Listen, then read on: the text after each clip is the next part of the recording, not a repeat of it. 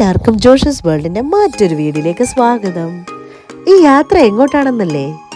UK-യിലുള്ളവർക്ക് ഈ വിസയും ഷെങ്കൻ വിസയും ഒന്നും എടുക്കാതെ നമ്മുടെ കയ്യിലുള്ള BRP കൊണ്ട് മാത്രം പോകാൻ പറ്റുന്ന രാജ്യമാണിത്. ഏതാണ് ഈ സ്ഥലം? മോണ്ടനീഗ്രോ. പിന്നെ പണി പാലും വെള്ളത്തിൽ കിട്ടാതിരിക്കാൻ ഒരു കാര്യം നേരത്തെ പറഞ്ഞേക്കാം. BRP കാർഡ് ഉപയോഗിച്ച് പോകുന്നവർ കഴിവതും ഡയറക്റ്റ് ഫ്ലൈറ്റുകൾ ബുക്ക് ചെയ്യുക. അതല്ലെങ്കിൽ നിങ്ങൾ ഇടയ്ക്കിറങ്ങുന്ന രാജ്യം ഏതാണോ ആ രാജ്യത്തെ വിസ നിങ്ങൾക്കുണ്ടായിരിക്കണം. ഞങ്ങൾ പോകുന്നതിന് മുമ്പ് തന്നെ റെന്റേ കാർ ബുക്ക് ചെയ്തിരുന്നു. GCC കൺട്രിയിലൊക്കെ ഉള്ളതുപോലെ തന്നെ ലെഫ്റ്റ് സൈഡ് ഡ്രൈവിംഗ് ആണ് ഇവിടെ. പിന്നെ ഇവിടെ പ്രത്യേകം ശ്രദ്ധിക്കേണ്ട ഒരു കാര്യം, വളരെ നാരോ റോഡാണ്. ഞങ്ങളുടെ അക്കോമഡേഷൻ കോട്ടൂർ ആയിരുന്നു. ഒരുപാട് കാര്യങ്ങളുണ്ട് ഇവിടെ കാണാൻ. നമ്മുടെ വീടിന്റെ ബാൽക്കണിയിൽ നിന്ന് കാണുന്നൊരു വ്യൂ ആണിത്. അതിമനോഹരം എന്ന് പറഞ്ഞാൽ മതിയാവില്ല. അത്രയ്ക്ക് കൺകുളിർക്കുന്ന കാഴ്ചയായിരുന്നു അത്.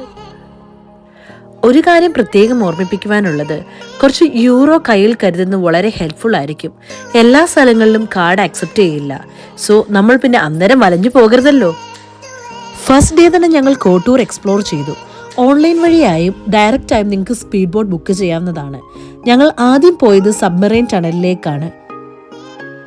1970 കോൾഡ് വാറിന്റെ ടൈമിൽ യൂഗോസ്ലേവിയൻ നേവി അവരുടെ സബ്മറൈനെ ഹൈഡ് ചെയ്യാനായി ബിൽഡ് ചെയ്തിരുന്നൊരു ടണലായിരുന്നു ഇത്.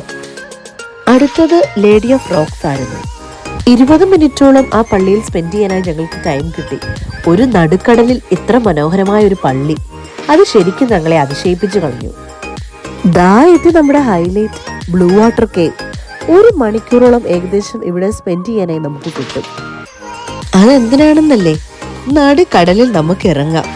വലിയ നീന്തൽ വിദഗ്ധനൊന്നും അല്ലെങ്കിലും സേഫ് ജാക്കറ്റ് ഒക്കെ ഇട്ട് എന്ത് കെട്ടിയവനും ഇറങ്ങി നടുക്കടലിൽ.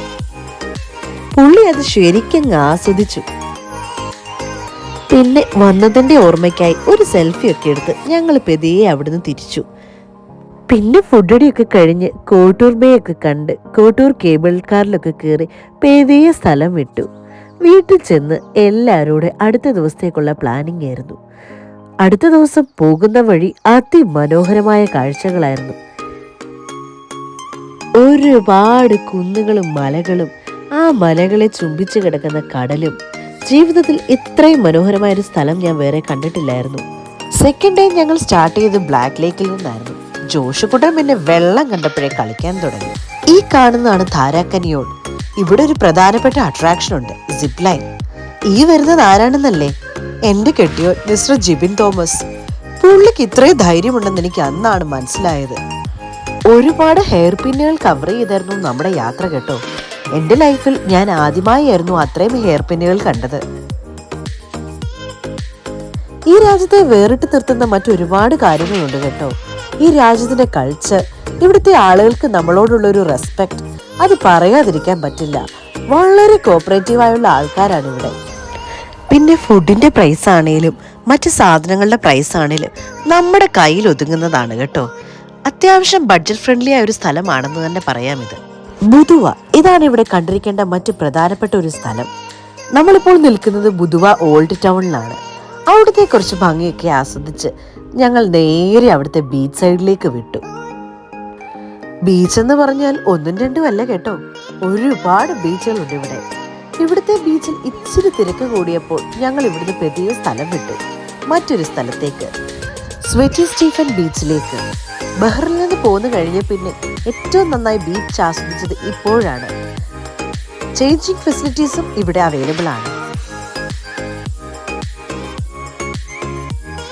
ഇന്നേ വരെ കന്യാകുമാരിയിൽ പോയി സൺസെറ്റ് കാണാൻ പറ്റാഞ്ഞ എനിക്ക് ആ ഭാഗ്യവും ഇവിടുന്ന് കിട്ടി. അതിമനോഹരമായ ഒരു സൺസെറ്റ് ആയിരുന്നു സ്വെറ്റി സ്റ്റീഫനിൽ ഞങ്ങളെ കാത്തിരുന്നത്. ബീച്ചിലെ കളിയൊക്കെ കഴിഞ്ഞ് അവിടുത്തെ പാർക്കിലൂടെ കുറച്ചൊക്കെ ഒന്ന് നടന്നു കഴിഞ്ഞ് ഞങ്ങൾ നേരെ സ്ഥലം വിട്ടു.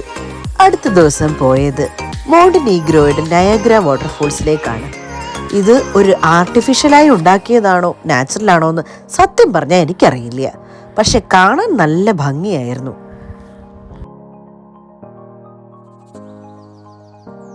പക്ഷെ പറയാതിരിക്കാൻ പറ്റില്ല, ഫോൺ വരെ അലേർട്ട് തന്നു ടെമ്പറേച്ചറിനെ പറ്റി. 42 ഡിഗ്രി ആയിരുന്നു അന്നത്തെ ചൂട്. എന്നാലും 2 ഫോട്ടോയൊക്കെ എടുത്ത് പെതിയെ ഞങ്ങൾ അവിടുന്ന് ടാറ്റ പറഞ്ഞു. ഇതൊക്കെയായിരുന്നു ഞങ്ങളുടെ ഇവിടുത്തെ വിശേഷങ്ങൾ.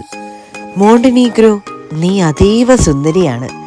ജീവിതത്തിലെ ഒരുപാട് നല്ല ഓർമ്മകൾ തന്ന നിനക്ക് എന്നും എൻ്റെ മനസ്സിലൊരിടമുണ്ടാകും.